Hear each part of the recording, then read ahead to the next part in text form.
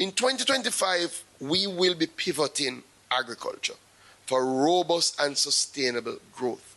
So we're going to be focusing on strengthening our resilience, more climate smart technologies, greater irrigation systems, again, continuing to organize around disaster preparedness. You know, we've already started to prepare for what we expect will be a dry quarter in January to March. So unfortunately, we're going to go from rain to drought. And as such, we've already started to procure. We're spending $120 million to procure small irrigation kits that we will be distributing in the first quarter of 2025, so we can help our farmers withstand any dryness that comes in that first quarter. So we're taking those preparatory measures. Additionally, we've been expanding our network of retention ponds, and thankfully we did some last year and they've come into play. So in areas like Hindstown, again, the significant rainfall that we saw, a lot of that has gone into the retention pond, so they now have that water to treat with during the dry period that we expect.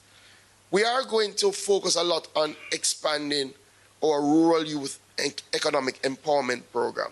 So you will see, as we pivot agriculture, a lot more focus on our youth, a lot more focus on getting our youths to have well-run businesses, and a lot more focus on training.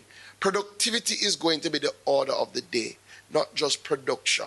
We spent a lot of time speaking about our production numbers, but we have to ensure that we're maximizing what we put in. So we're going to be expanding research, especially around seeds, planting materials, to ensure that we're planting the right climate smart varieties. We will be purchasing some new tractors as we continue to drive the mechanization of our agricultural sector. We are going to enter into a public-private partnership around tractor and drone usage so that our farmers will have greater access. Again, we have already started to outlay some new technologies in our fisheries sector to enhance productivity. We have deployed 9 fish aggregating devices where our artisanal fishers now, instead of going out and doing guesswork in fisheries, they go out to a GPS location where a FAD has been put in place that is used to draw in pelagic species so that they can fish more efficiently and get greater returns on their investment. You will see